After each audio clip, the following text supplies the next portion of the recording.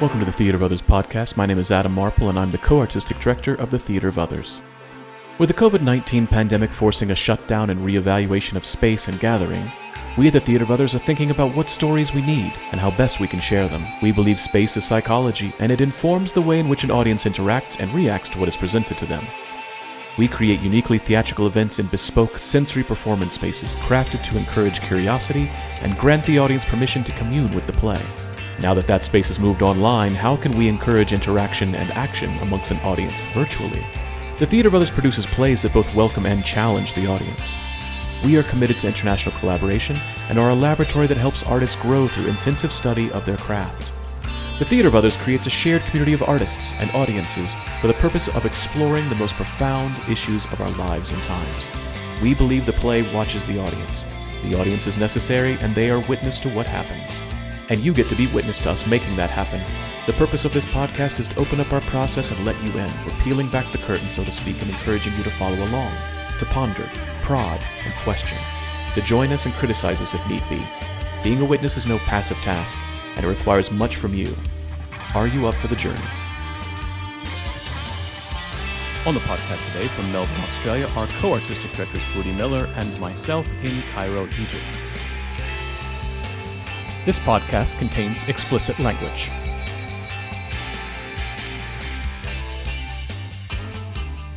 Hello, everyone. Hello, everyone. Adam is not here. He's on holiday, celebration, come together in every nation.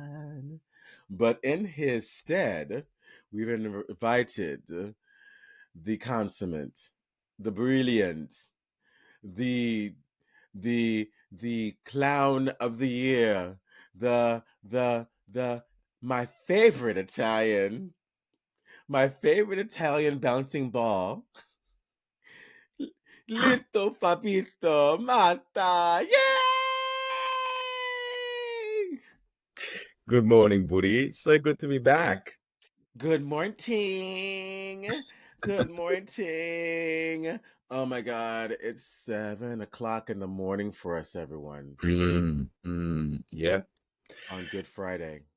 I love your outfit, Budi, by the way. For the listeners, Budi is wearing a beautiful hat that is like the top of a lamp, really. So he can shine as bright as he always does. And the lamp, the lamp is just there to keep those rays not too sharp at 7 a.m. here this morning. Shine bright like a diamond. It's because I'm so beautiful. I don't want to blind you with my beauty. Yeah, I know. Thank you. I appreciate it. I just wanted to highlight my braids because I went to Aisha. I just got back from America and I went to Aisha. Aisha did me good, girl. Aisha turned it out. Went to TC, got my braids done at Aisha's. Thank you, Aisha girl. Thank you, girls. Well, you know what? I think I should do a reveal. I'll do a reveal. Boom. Wow. Boom. Oh my goodness. Oh, yes. Oh, wow. smize.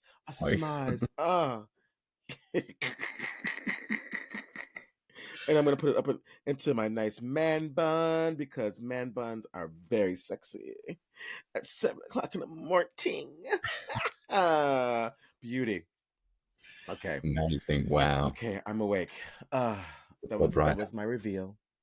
How are you, Fabio? I'm good. I'm great. I'm good. I love this 7 o'clock in the morning chat. It's great. Especially after class last night. It's just so wonderful. Yeah. Oh, wow. Yeah, we had a good class last night, didn't we? It was really, really cool. Really cool. And we got to play and like throw in some new things, and some genius came through you, and then little things. Yeah. And everything just started to really come together in such a beautiful way, especially the combination of these pedagogies and our own practices coming in with existing practices. And it was just such a beautiful combination of bringing, our own authenticity and combining it together and sharing it with the students, seeing where the work wants to go, and the outcome was was truly fabulous. Yeah, and it's just so great teaching with you. I love teaching with you so much. It's I love just a teaching with joy. you. Well, it's well, it's the theme of what our conversation is about today. Um, ladies and gentlemen, and non-binary conforming individuals, we are going to talk about decolonizing actors training. And who better to have this conversation with than with my co-teaching buddy, Fabio Motta. Fabio and I have been working on this modo apparatoso of training humans, pushing up against the old colonial designs. And I think we talk about decolonization a lot. It's a hot topic. It's a hot topic. Um, but one of the things that I have been grappling with and battling with throughout my almost 30 years of working with actors, and as the body that I am, as the African American queer dyslexic body that I am, and having been trained in um the colonial design. And so I think what we should do is we should define what we mean by decolonization. What is colonialism? What is so I think for me, you might have a completely different definition. Let's hear. But like for me, it's I like to use the as um my reference points, bell hooks, when she talks about imperialist white supremacist capitalist patriarchy. And I like to look at Goge Wathiango with Decolonizing the Mind in his book, looking at the actual colonization of Africa and how the imperialist supremacist white supremacist capitalist patriarchy was able to uh, dominate the minds of the African people, and it was through language and education, and the punishment that ensued on African people for speaking their own languages, for doing their own rituals, and the shaming that comes with um, uh, our own personal culture that's outside of the white European model and narrative. Um, so when I'm talking about colonization, I'm talking about the European dominance over language, over art, over physical expression, over the body, over the way we think, over the way we communicate, over just completely dominating the aesthetic of being. Is what I'm talking about when I'm talking about colonization. And when I'm talking about decolonization, I'm talking about what are the ways that we can actually push up against them, because there's a habit. We all have the habit, including myself. And Adam and I talk about this all the time. Like when we're making theater, like the old like colonial habits of, oh wow, we've just all of a sudden turned into a proscenium. Why are we turning into a proscenium with this show? Why has this weird fourth wall just come into the space? Like there are habits that we have inherited, and so there's an awareness that we have to be part of to really work against it. And institutionally, and as leaders in these spaces, we have to be willing to get it wrong, and also be improvisational and curious. So that's what I mean, Fabio Mata. What do you when you're engaging with decolonization in your classes as as a Italian immigrant in Australia?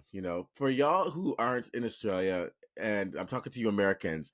See, because this is a big thing for me when I first moved to Australia. I was like, Italians are white people. What are you talking about? White people? You're white. You're European. What are you talking about?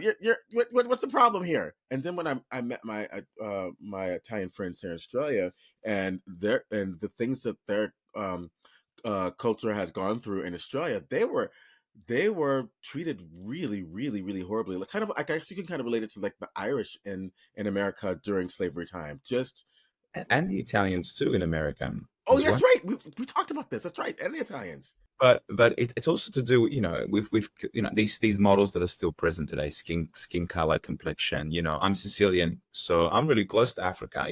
And Sicily Yeah, has a you are. beautiful combination. We get winds from Africa in Sicily. You know, sometimes you're walking the streets and all of a sudden you turn the corner of a building and you get this dry, hot wind just coming at you. And we're like, what is that? It's a wind from Africa. Boom. Just got whacked by a wind from Africa. But also, you know, it's I such a love that. yeah, it's a melting pot of cultures, Sicily, and you know, so there's a lot of inherent racism in Italy, particularly between the north and the south. But coming to Australia as a migrant, I mean, for me, the thing is language, and language as the main mode of communication and existing in the world. So I loved your definition of decolonizing theater. In my understanding of it, having watched you know, your practices, having mentors such as yourself and Christine Landon-Smith, and my experience with kind of physical theater and play at the heart of everything that I do, using complicity as kind of the key to accessing our sense Okay, of freedom. so Yeah. can you? Because I love your definition, and for those that are listening, you use the term that maybe they're like, hear this all the time. People use this all the time. What is complicity? Can you give your definition of complicity? Complicity, please. Yeah, well, complicity is like the unspoken understanding between two or more people. It's that energy in the space between. It's like an old friendship when two people see each other. That space in between is filled with a relationship that's usually unspoken, and it's between, you know, two or more people or more. You know, I said more. 7 a.m. Here we go. But Two or more people or more. yeah. And it's kind of like, you know, my little approach, or my research at the moment in terms of how I kind of enter the clown state is through this relationship of complicity. And then once that warm, friendly complicity is established, the brain begins to soften, the whole body starts to come alive. We're working moment to moment, and we're not prioritizing language. We're prioritizing behavior in the space. We're prioritizing physicalization in the space, breath, and that instinctive feeling, like, do I like this person? Do I want to be close to them, further away? How do they make me feel? This instinctive play that happens. And then we start to open that up to the audience. In a way, it's an unsocialized behavior.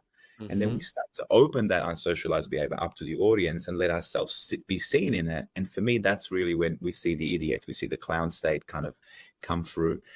But when I think of decolonizing theater, I think it's literally going back to indigenous practices, which at the heart, and this is what I love about your work and your pedagogy, Budi, because you go straight. It's just about going back to the body, back to the body, back to the breath, back to the rituals that they've been done on this earth for thousands of years, since the dawn of time, which is basically dancing, singing, moving, coming together, connecting. We didn't have to talk about complicity, in indigenous cultures, because it's there. They look at each other and no, like the first question they would ask is like, where's your mob from? Like, how do we connect? How do we play? But as the training has gone on, we've moved towards the intellect, the mind, doubt. Is something good? Is it bad? Is it right? Are we honoring the writing? Are we honoring the right? There's a hierarchy that begins to form, and the hierarchy is present in the rehearsal room. And usually that is the writer, the director, the set designer, the lighting designer, costume designer, and somewhere, after the producer and stage assistant, and is the actor, somewhere at the bottom of that food chain, right?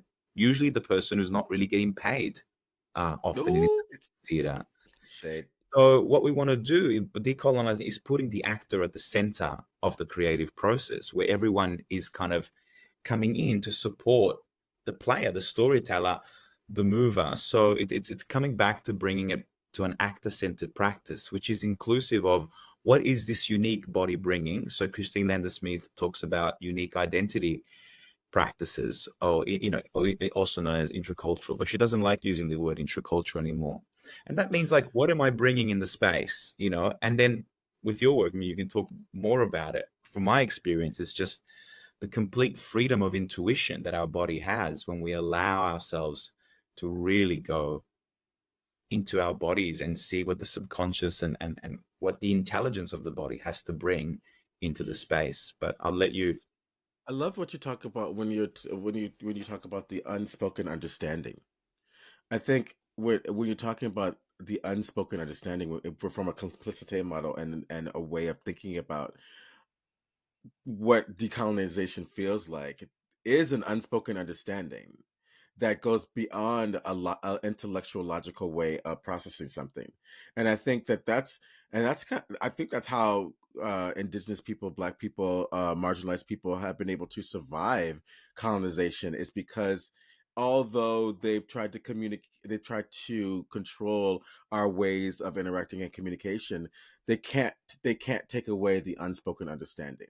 I Mhm. mean, and then that goes into masking, right? And like looking at just looking at the fantastic work that was happening last night, we were looking at the complicity of entering into the room, and the students that are entering with the mask.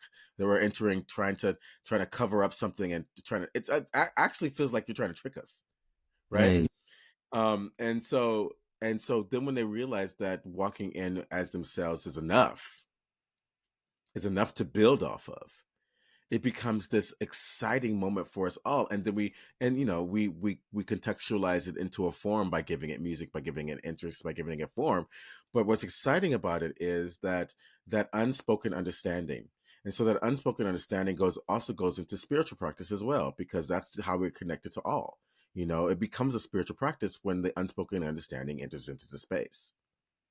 Yeah. So I think that's a really great way to to interact with such a big concept for people who are really want to decolonize their spaces. They really want to decolonize their training rooms, and and to put it in, because the other thing is, if you are really putting the awareness and focus on an unspoken understanding, those teachers that are trapped in their colonial minds will have to deal with the unspoken understanding that they are radiating to the students, which often it yields a sense of superiority, a lack of empathy, and a physical disconnection between the student and the teacher within the space. So there's actually a division between the actual air in the room. There is, and there's this sense of like, I know what's gonna make you good. I have an idea of something, or I know what presence looks like, And I love Oh your, God, your definition of present. As you say, you're always present.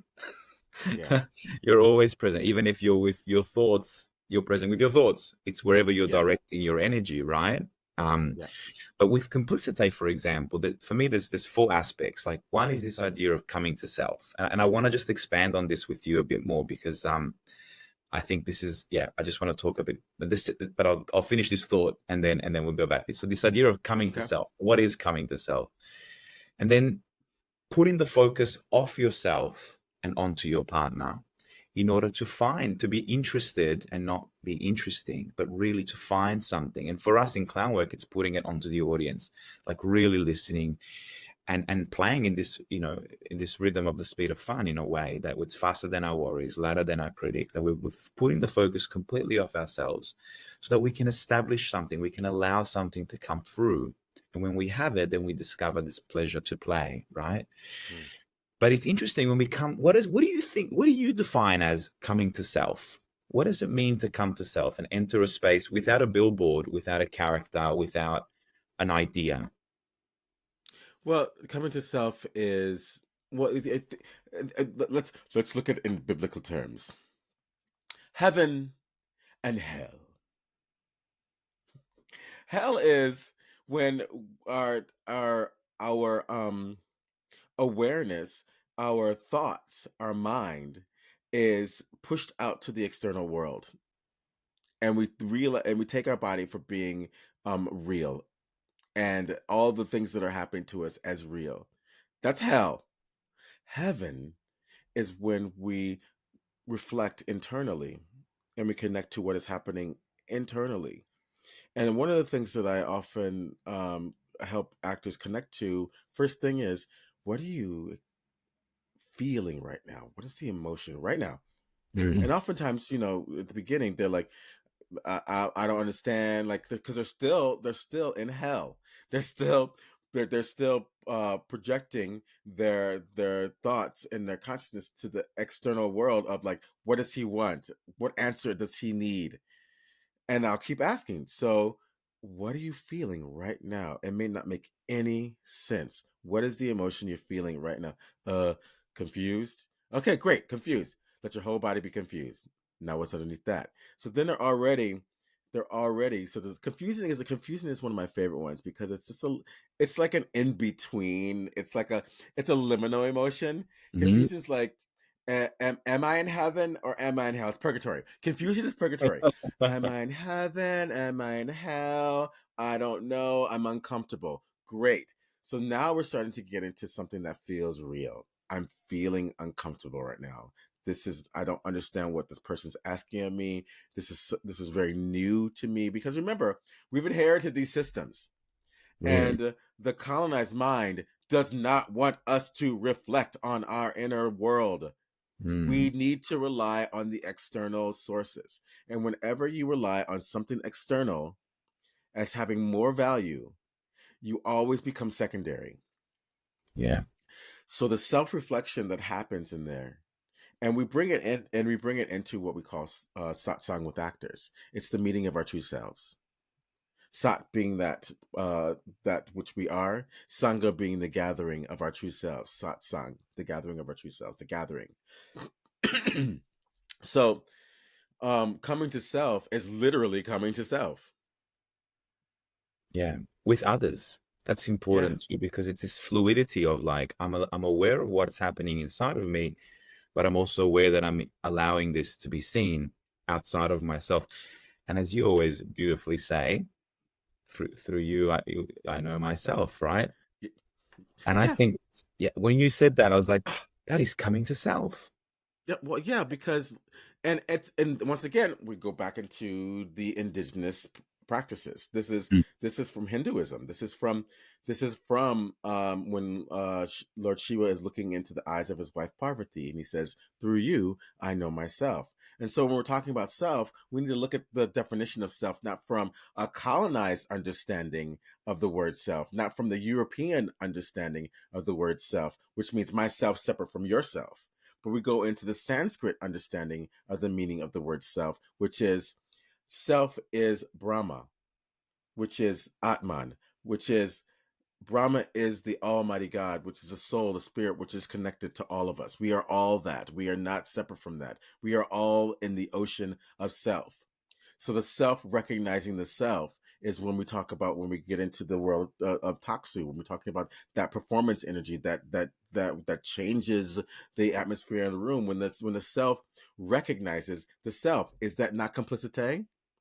It is. It is. It's the self through the other, really, because we don't exist. Individualism is the death of of our existence. The moment we start to go me, I, and we forget that we're actually connected to everything and everyone, and we exist by being seen by everywhere and everything, because our life has no meaning without the existence of others, in a way. So this idea of coming to self exists because others exist and our Yeah. relationship to others, our self. There's a beautiful Uta Hagen exercise that I remember when I was studying at HB Studio, In the old days. the old days. But there's this idea of like the phone call conversation, right? That you pick Oh up the yeah, phone yeah. and you speak to your mother, like, ciao mamma, sì, sì, tutto bene, va bene, sì, sì.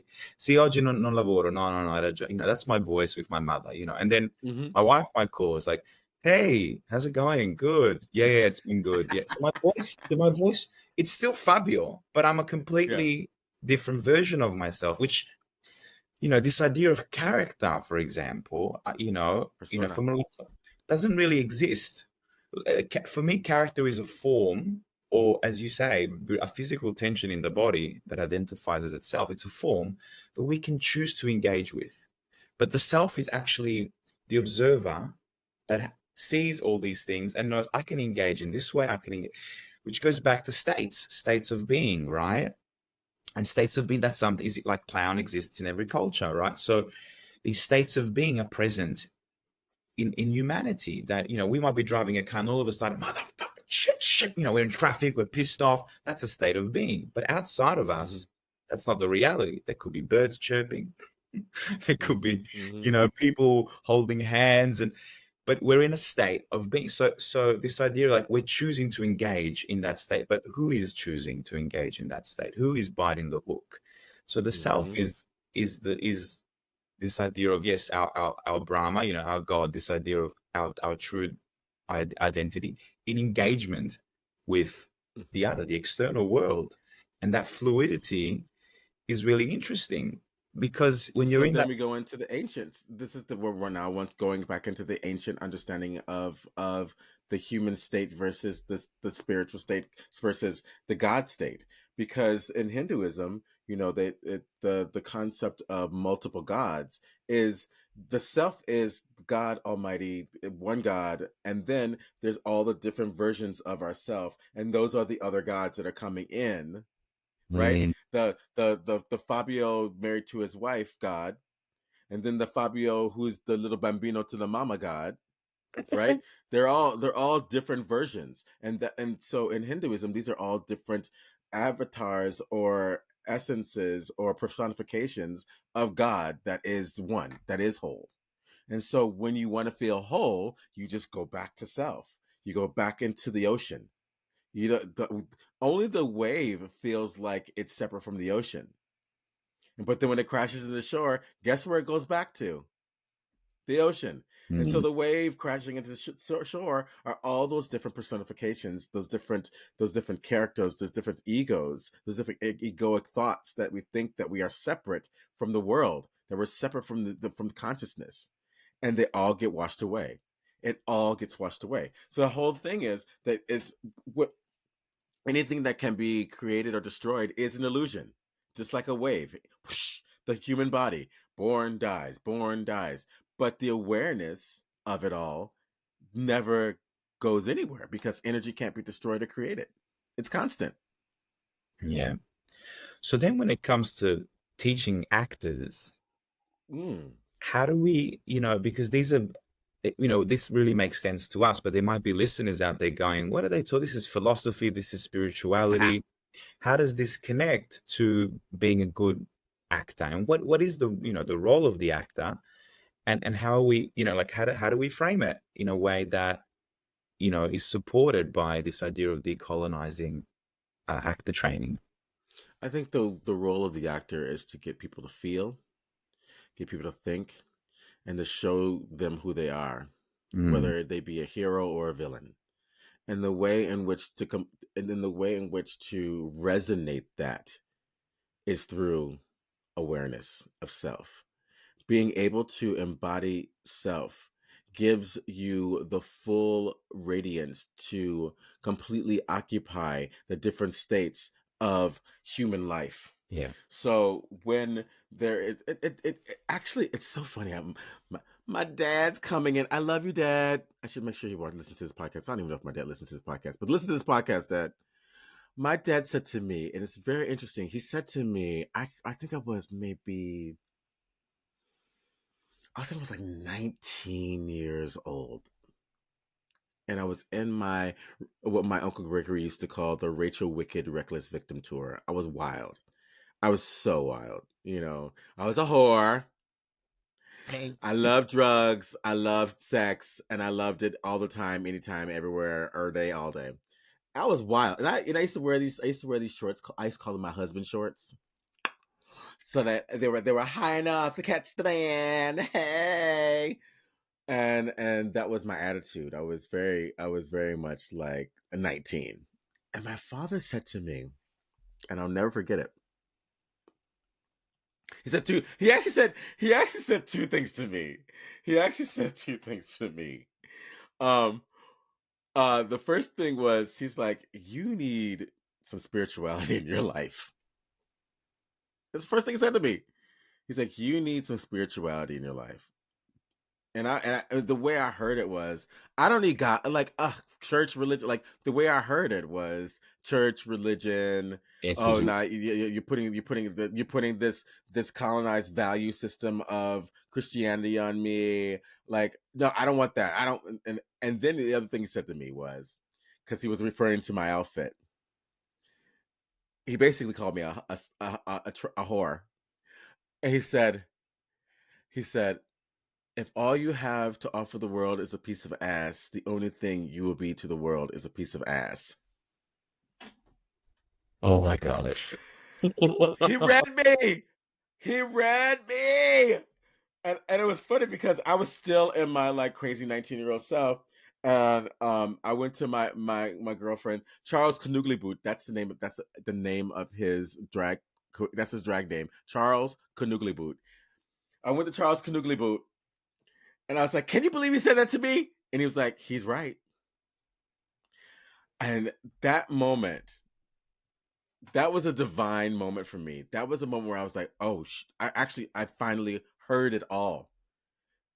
I needed to have God in my life. I needed to have some spirituality in my life, and I needed to recognize that what I put out into the world is what the world will give me."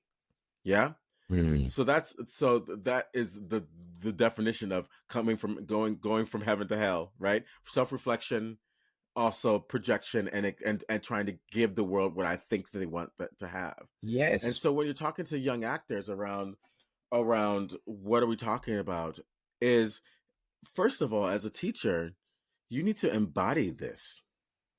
We have to be the embodiment of what we're trying to share and facilitate in our students. And if you're performing from empathy, if you're acting from a closed heart, their bullshit meter is going to go off. If you're Mhm. not on voice and you're talking from a very particular place, like a mask, a public mask, a personification, this is my feeling connected mask. I'm feeling it's like a really bad yoga teacher. Yeah. So Well, so the first thing is embodiment, Fabio.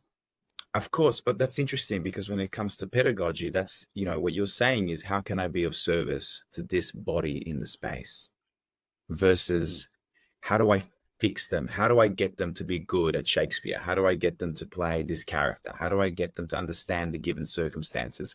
How do I, so this is going back to something that is outside the body that's actually in the space. Um, so what's interesting is like with the clown work, for example, I always go back to this. It's not about getting it right. It's about the Mhm. opportunity to expand a little more, grow a little more, come expand a little more into this state of being, which is completely free and unsocialized and fundamentally stupid. And by stupid means stupefied, seeing the world as if you're seeing it for the first time, this very innocent primal state, right? So our objective isn't like you're not funny, good, get off, you're boring bad, which is a valid way of working, but in a way we're dealing with you're not meeting the But standard. but see, now we're getting into colonization. That is a colonized way of talking to a student. Yes, because we're putting it into a framework. You're not what I want you to be. Exactly. You're not meeting my aesthetic. Yes, you're not meeting my aesthetic. You're not what I want to. You're not what. Yeah, and then there's judgments that come through. You're looking at an actor and you go, oh, this actor. So versus the question is like, how can this actor find their legs a bit more?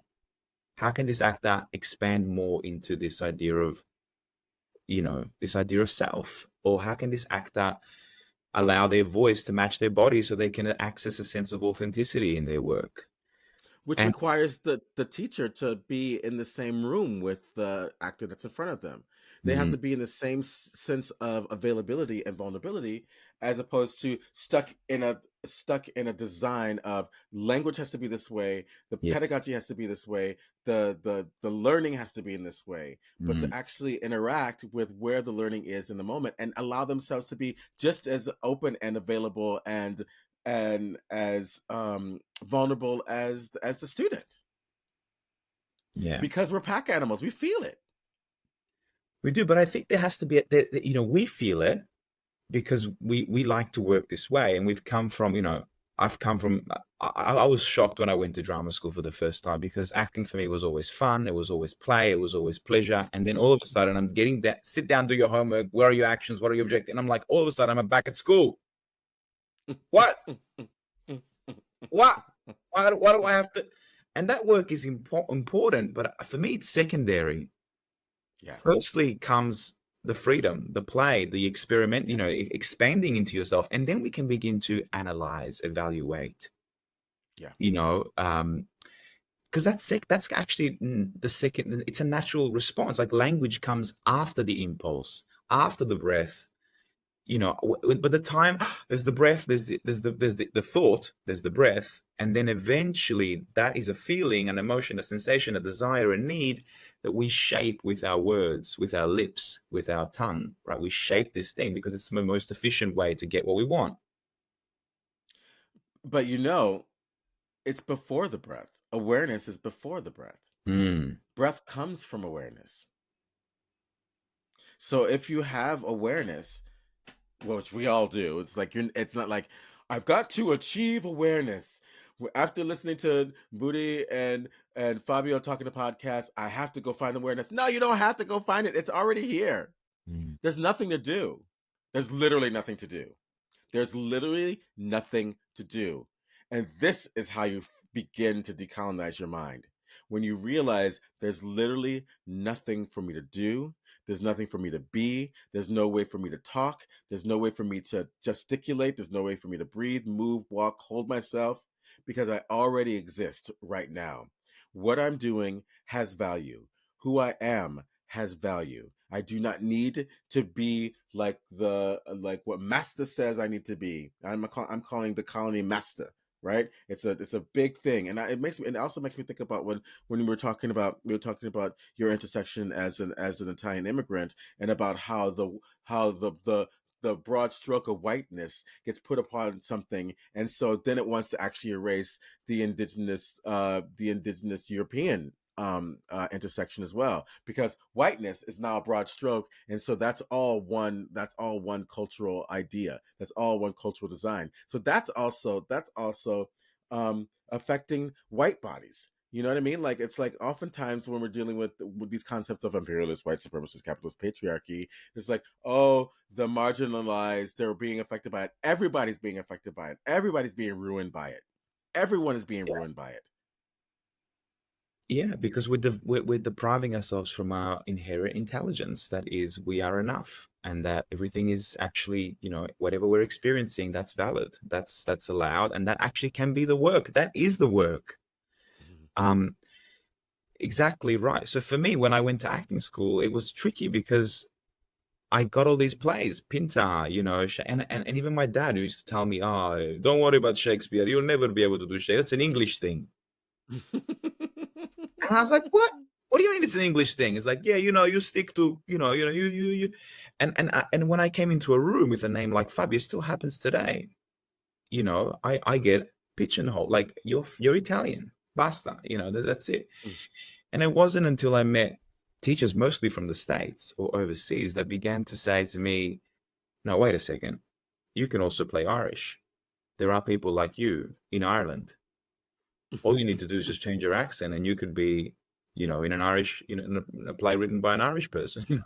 That's very true. You can be Italian American, Black Irish. You could be Hispanic. You could be. There's so many. So this idea that. So how do we teach? Now that's pushing it. Hispanic is pushing it. Irish, I give it to you. What? Yeah. but this idea that Brazilian, yes, Brazilian, maybe. Yeah. Brazil, but this is with this idea of bringing your own languages into the space as well, your own unique identity culture, which is Christine's work in a way, which is and really a way that I really approach also my way into actor training is like, who are you? What there's a beautiful exercise that she runs, and it's like, instead of introducing ourselves, hi, I'm so and so, these are my pronouns, blah blah blah, which is important, and then like, this is why I'm here, this is what my objective is, which is important too. Sometimes the way we can come together is like, what is the closest mountain that was closest to you when you were born? What is the closest body of water? What are your parents' names, or the people that brought you up? What is your name? What, and how does all this stuff come to? So this idea of identity, that we Mm. are also our community, our land, our body of water. So when we come into a space, we need to bring that as an actor into the space.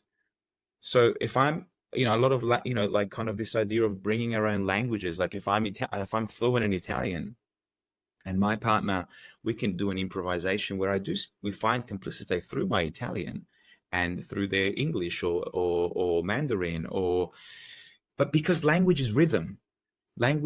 So actually, even though we're speaking two different languages, and I might not understand, and I don't understand Mandarin, and this person doesn't understand Italian, our bodies, once again, complicitate. This unspoken understanding is alive, and our rhythmicalities are now we're getting out of our heads into our bodies and into a decolonized way of working, and we're free. Mm. The actors are free. We're kind of responding back and forth, and then text is secondary. Now that we're free, we're open, then we can allow the text to move through these bodies and see what happens. So once again, this idea of coming to self, but these are not the approaches. Usually we prioritize language. So we come in and we go straight into the text, and our voices sound funny, and the text chokes an actor because it's not our words. So, Mm-hmm. it's like when I saw the beautiful mask work that you did recently. I mean, I've seen it, but most recently, maybe you want to talk a little bit about that Oh, in the the mask work approach that to we did text through for mask. yeah, exactly. Yeah. I mean, that's There's incredible. yeah, yeah. It's and that's once again, and this is where I say, okay, this is the biggest this step forward into understanding what decolonization of the actual training room can be and is. When we were making theater back in the day, long time ago, we had masks, Mm-hmm. we had voice, we had oration, we had physical performance. That's where transformation happens. Mm-hmm. It doesn't happen on the page. It happens in your body, and understanding how a mask can transform your body. So you and I have taken over and said we're decolonizing. We're actually because this is the thing.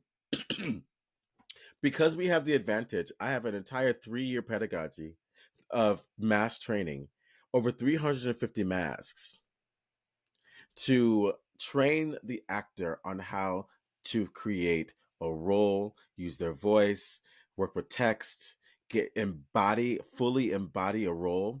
Because what the mask does is it gives you a visceral understanding of what it feels like to fully transform and embody a role. Yeah. Yeah. So what is it, 12 weeks? 7. 7 weeks. I was like, But 2 days a I, week. I want at 12. 7 weeks, twice a week, we meet and work and train and mask, and we look at all the things that you have to do as a contemporary actor by decolonizing it with mask work, with Fitzmaurice voice work, with complicité,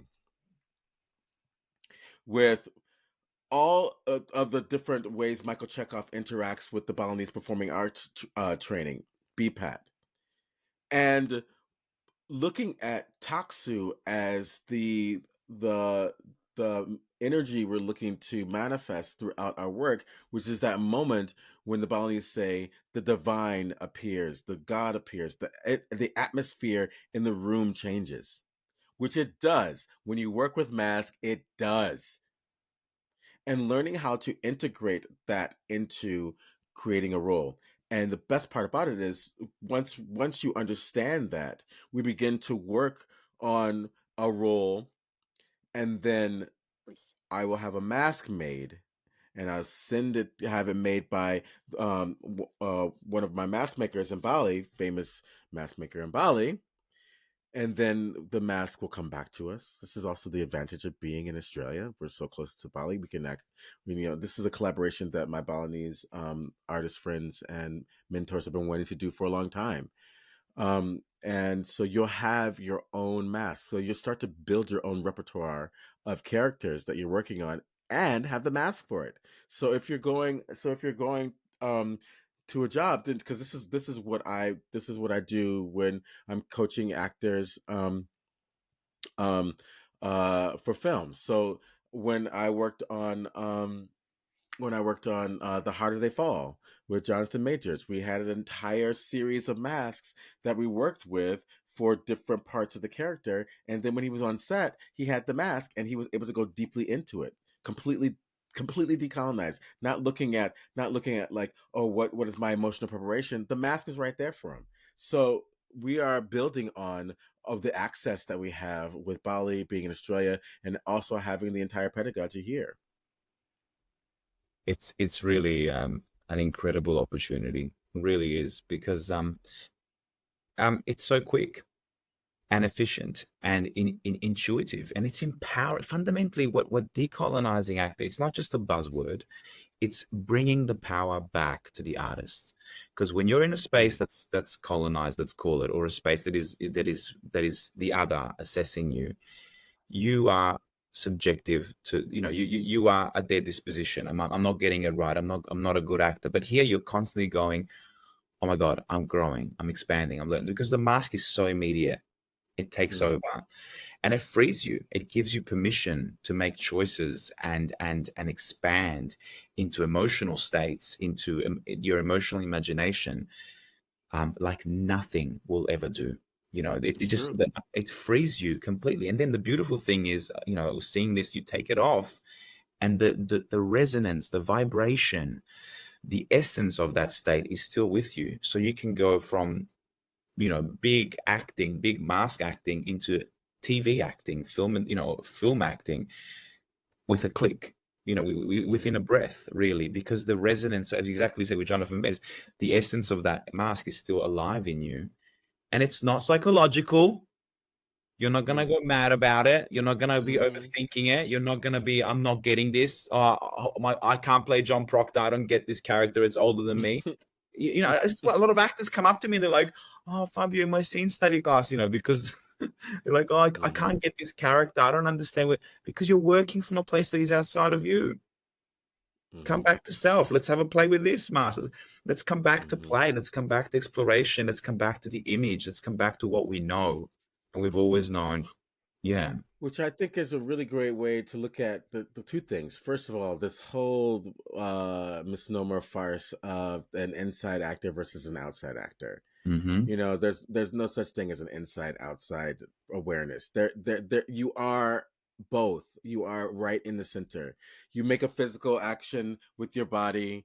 What they say, oh, that's an external. There's something external. But you're processing it in your body. An emotion happens in your body and a physical thing happens. You're processing it in your body. It's all happening together. They're not separated. And so what happens is, because of that's also an imperialist, white supremacist, capitalist, patriarchal kind of way of understanding performance and putting a binary on your experience. And so then what happens is students start feeling crazy because it's not true. So then they start trying to like define their awareness between something that literally is not true. And then the concept of mask work, where they say, oh, you hide behind the mask. No, the mask reveals everything, because the mask is a fixed image on your face. Mm-hmm. And if the body is not alive, the mask does not come alive. When the mask looks like it's alive on your face, that's because your body is animated. And one of the things that I realized, it happened oh Lord, I want to say about almost 20 years ago, when my mentor uh James Murdoch died. And my mentor, he was an Australian composer, and he was the manager of Roy Hart. He brought Oh. Roy Hart into the world. And uh he lived in Bali and spent most of his life in Bali, and he had a Balinese cremation. He was so deeply connected with the Balinese people, and he was my mentor. And when we were washing his corpse and preparing it for cremation, his staff, I was watching the way the care in which they were washing his corpse.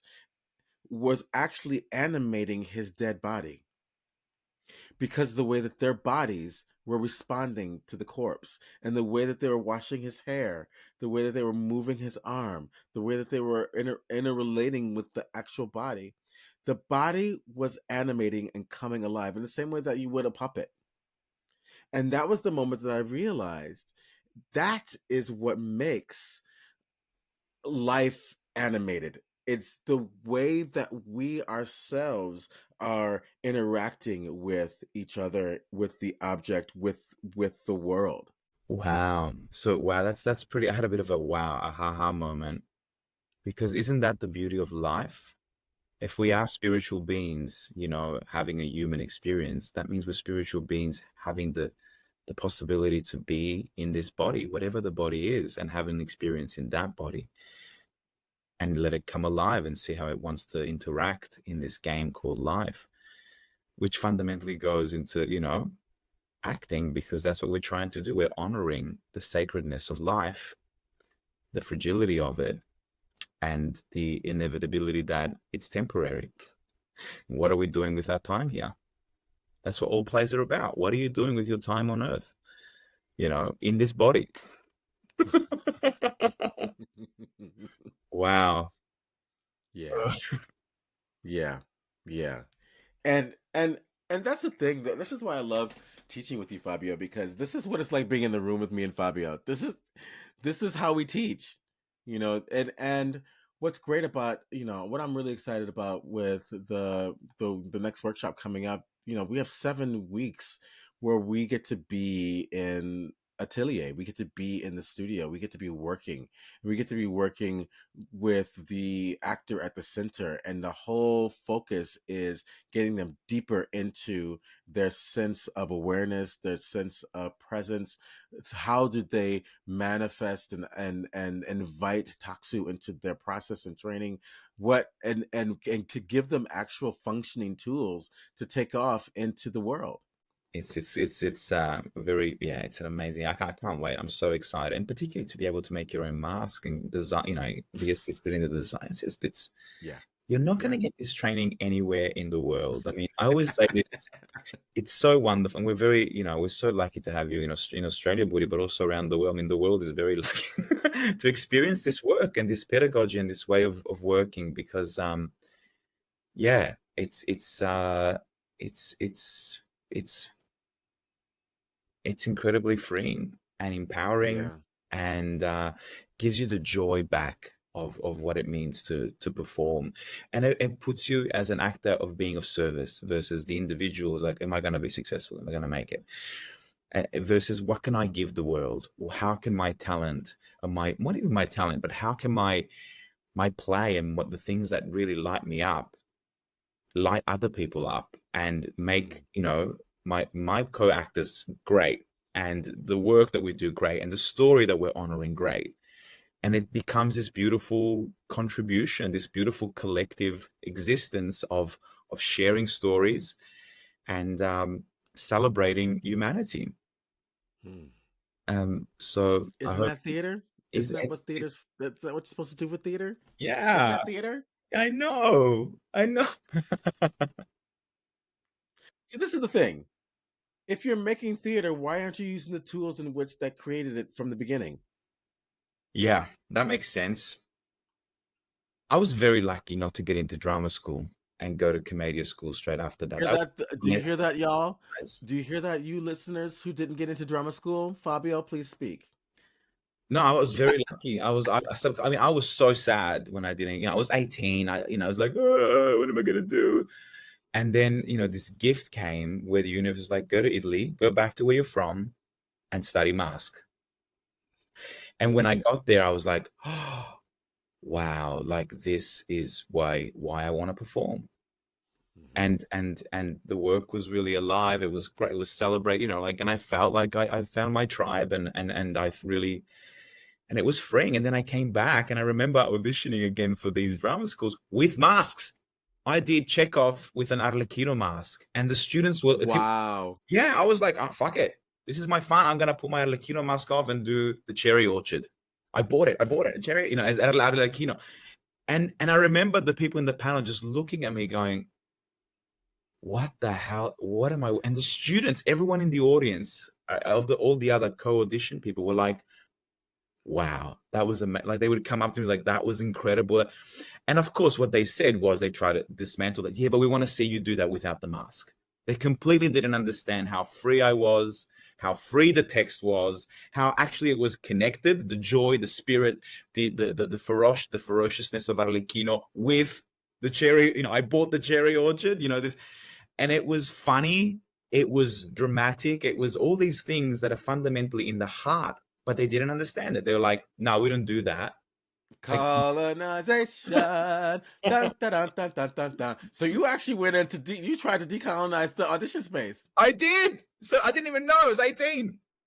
I was auditioning for NIDA, and I did my audition with an Arlecchino mask. I was like, fuck it. This is what I this is what I love, and I'm gonna share it with you. And yeah, I mean, I got to the very last stage, and then, but it was, once again, it's a blessing. It's a blessing, like, because this is the work that lights me up. Watching you work, and the Balinese mask is just, I want to get into a bit more of a discussion between these ideas of leather masks and wood and Balinese masks. Like, are they different? Are they, what is the power? I mean, there's still an image there. There's a sense of, I don't know. There's a slight. I'll give you the fundamental difference. There's one key fundamental difference. The wood is from the nature. The leather is from an animal. So the energy that goes through that animal's life and body is inside the skin. The energy that goes through the wood is inside the wood. The wood is connected to the deepest part of life. So if we're talking about physical tension being the ego, physical tension being how we identify ourselves, whatever energetic patterning is inside of the animal and the trauma that animal has gone through goes right into the leather. Mm. Which is interesting because the Commedia masks are very much animal based. Like, there's animal characteristics and qualities that need to be embodied there.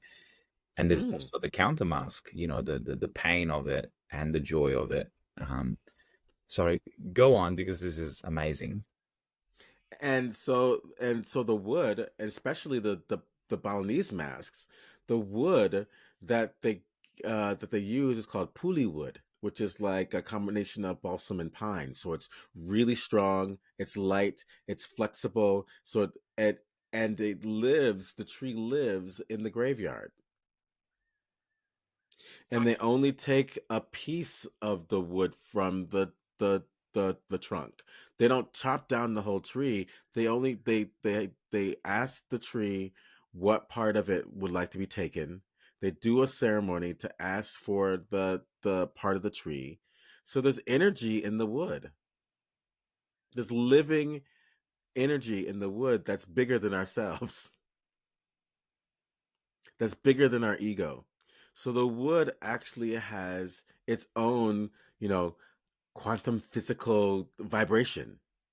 The Japanese scientists that did this experiments with water and images and words, and how in a glass of water he put like an image of a flower, and then he put an image of a gun, and he'd put a word like "I want you to die," and then he'd freeze the water particles, and then he'd take a look at what the water particles would do from just that relationship to an image to music. He played Kachak music, Balinese Kachak. It was this beautiful, glorious, like crystals, and then it's this beautiful, intricate crystals with the flower, and then with the "I hate you, I want you to die" text.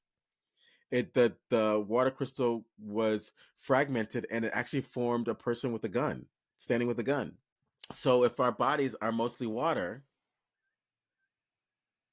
and the image of the wood and the image that we put in the wood when we make the mask, because I have to be, this is why I have to be clean when I make the mask. I've got to be undistracted when I make the image of the mask. So whatever the image, what put it into the image on the paper, that goes to the mask maker, and he picks up the image because we both download it from the World Wide Web of inspiration, and he puts it into the mask, into the wood, and the wood receives it because the wood is clean. And then you put the mask on, and then the connection's unbroken, and the body transforms the same way. The water in your body, your water in your body is taking it. This is why I tell people, they're like, why does it work? Why does it work? I said, because it's what you are. Mhm. Mask work is what you, just like clown, mask exists in every culture. It is literally what's our connection to the gods. Yeah, well, back, it was unthinkable before to go on stage without a mask. Unthinkable. If we look at that kind of, history and even in ceremonies, it was unthinkable to go on stage without a mask. Because it's bigger than you. Yeah. And that's the transformation that I've always been interested in. And, after 25 years of pedagogical research and being a doctor now, Mm-hmm. I get to share it all now with everyone. Because I have the whole, the whole arsenal here. So y'all need to come and play with us, because it's gonna be full on. When is this workshop, Fabio? Anyway, when is this workshop?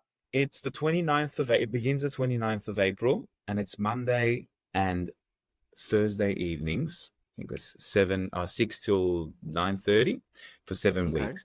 So it's 2 days a week.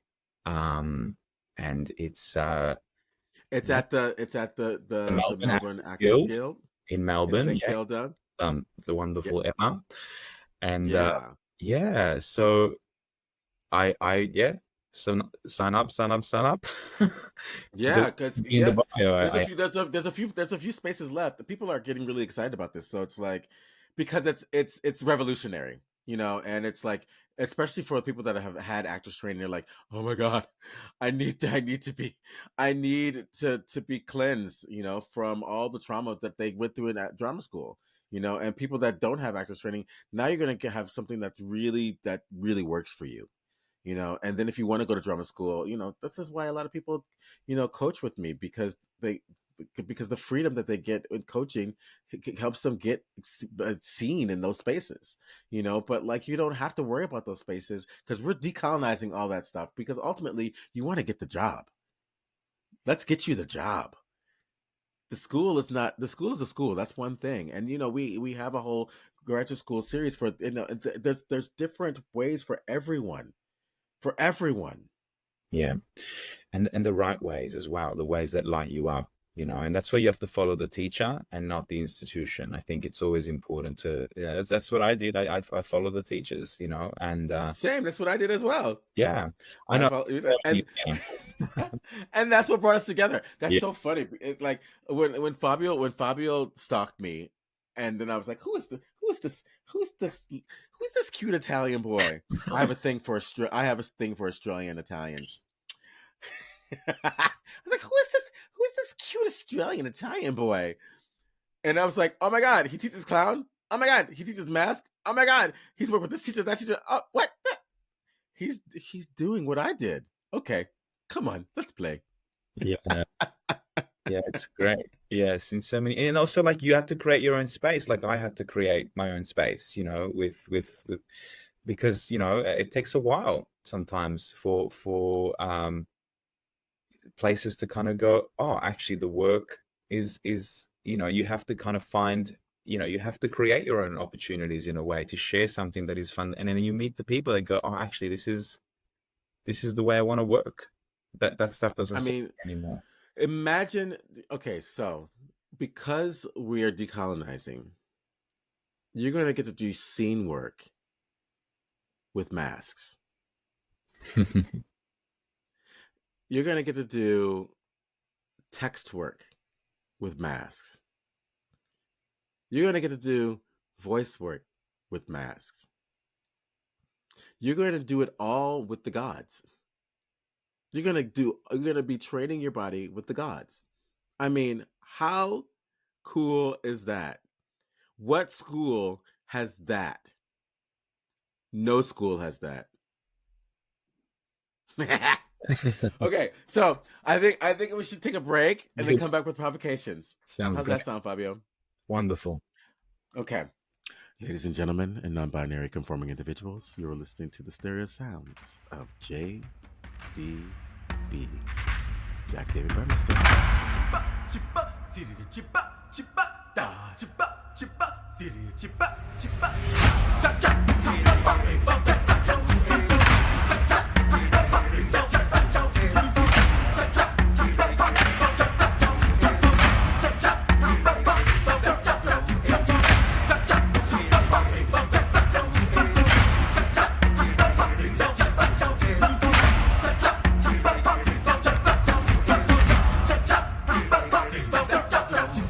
And we're back.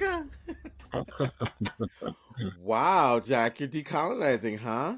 I like that decolonizing tone. Okay, okay. See, we are inspiring. We are inspiring the next generation. The youth has responded already.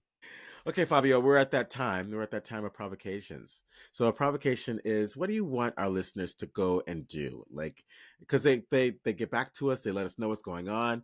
What do you want them to do after this conversation about decolonizing actors training? What is your provocation for our listeners? That's a okay. Maybe reflect on what's worked for you in your training, and when were the moments that you felt free in your work, and how much of that had to do with physicality, or how much of that had to do with, you know, text, or you know, your objective, or whatnot, and maybe just have a reflection on that and see, when was I most free. And I think just also just do some research on theater history and cultures outside of your own, that how did they do theater, and how come it survived for over, you know, hundreds of years. I mean, commedia has been before the the 13th century, you know, when it started to kind of formalize itself, and then it became quite popular in the 16th century, but it existed before. Mask work in Bali existed. How you know, since when? Long before that. Long before that. So look how theater has been made in the world, and why it survived for so long, and ask yourself the question. It's not just a little taboo you know, niche of way of working, but why is it still being practiced today? And do a little bit of research on that. I love that word taboo, because now we can start talking about decolonizing once again. You know, they removed the masks from the indigenous cultures. They demonized the mask from indigenous cultures. It was part of their way of colonizing our minds, colonizing our spirits, taking over our spirits, taking over our gods, taking over our sense of expression and sense of self, taking over our modes of communication. So I love that. I love that. I love that understanding of like how are we reflecting with, you know, oh, I'm scared. Like, why are you afraid of yourself? Why are you afraid of what is innately what you are, who you are? Masks and mask work is innately who you are. The different we were talking about it in so many different ways. Like when you have your face persona, your public persona, you have your private persona, right? Persona is mask. Mask is Yes. persona. Greek, it's a projection of the voice, projection of self, projection of a certain part of self. So if this is something that we are innately are, why are you uncomfortable and afraid? That's what you want to look at, because then it just means that, like, oh, maybe there is some decolonization that needs to happen inside my body. What am I feeling inside of my body? Give yourself the space and the time to be able to reflect on that. I love that provocation, Fabio. Yeah, you have to know what works for you, and when your body's lit up and you have it and you're free and something's taking over, then I remember the best work I've done as an actor was I remember it was the masterclass, and I remember coming into the space, and as soon as I came in, I forgot everything. I've been My there. brain soft, like my brain was just like, oh my God. And I had to listen like my life depended on it. And the moment I listened to my partner speak, I breathed, and then the text would just emerge. And it was this moment to moment. A mask force you to be moment to moment to moment. The moment that the image and the body start to kind of combine and become one, all our bodies just go, the energy in the room completely changes. And it's a moment to moment to moment work that's alive and free and spontaneous. And then you learn to incorporate that, right? So then you take the mask off and you incorporate that, and you embody that moment. It's still there. It's still there. Why? Because it came from your body. Came from your body. So if it came from your body, you can repeat it. You can sustain it. So if you want to take on this provocation, if you choose to take on this mission, go to speakpipe.com/theater of others and leave us a 90-second message. That's speakpipe.com/theater of others. Leave us a 90-second message. Let us know what you think, how you've tried it. Any questions? Speakpipe.com. That's /theater of others. And if you don't want to leave us a voice message and you want to just send us an email, you can send an email to podcast@theaterofothers.com. That's podcast@theaterofothers.com. And then if you want to just leave us something on our socials, we're on Instagram, we're on X, we're on Facebook, we're on LinkedIn. You can find us. You can find us. You can find us. You can find us. But how will they find us, Fabio? How can they find us, Fabio? What do they have to do? They have to. Well, when they find you and they see it, they see the podcast, they have to subscribe, and give us a 5-star review. It is an amazing podcast that you and Adam do. I love it. I love listening to it every week. I just find it so inspiring, and I'm sure thousands of listeners around the world do. So don't be shy, people. I'm a little shy too sometimes to leave a little message and note. I still have to, but I think that is the work as an actor. It's like you engage with the material that inspires you. Engage with the material that you're curious about. And if you have questions, Budi and Adam are incredibly open and generous teachers. They're up for the challenge if you've got some provocations as well for them. Yeah, and if we can't answer it, we will go in a bat-infested cave and find you the answer. We will find you the answer. Oh, Fabio, thank you for coming on. Thank you so much for having me. It was just so delightful. Such a joy. I love you so much. Love you too. So, I guess we're going to be teaching later on today. Yeah, I'll see you tonight. Clown, Discovering the Clown, which you need to read that book, everyone. If you haven't read Discovering Clown by Christopher Bays, yes, it is a consummate text. It is a required text. It is a text that you must know, have in your body. Discovering Clown by Christopher Bays. So beautifully articulated, and every time I always read it before we start class. It's just a little pick me up and it's like, oh yeah, Chris, that's right, you're right. It's like you fall into class. I love it because he writes it the way that you are in class. So Fabio, I will see you in Clown tonight, and for you listeners, we'll be in your inbox because you subscribed and you've given us 5 stars because you love us so much.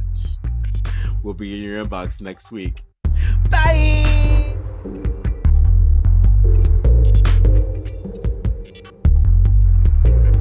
Thanks for joining us this week on the Theater of Others podcast. Make sure to visit our website, theaterofothers.org, where you can subscribe to the show in iTunes, Stitcher, or via RSS, so you'll never miss a show. While you're at it, if you found value in this show, we'd appreciate a rating on iTunes. Or if you'd simply tell a friend about the show, that would help us out too. A special thank you to Purple Planet for the music you've heard. The Theater of Others creates a shared community of artists and audiences for the purposes of exploring the most profound issues of our lives and times. We believe the play watches the audience. The audience is necessary, and they are witness to what happens. And you get to be witness to us making that happen. The purpose of this podcast is to open up our process and let you in. We're peeling back the curtain, so to speak, and encouraging you to follow along, to ponder, prod, and question to join us and criticize us if need be. Being a witness is no passive task and requires much from you. Are you up for the journey? Be sure to tune in next week for our next journey.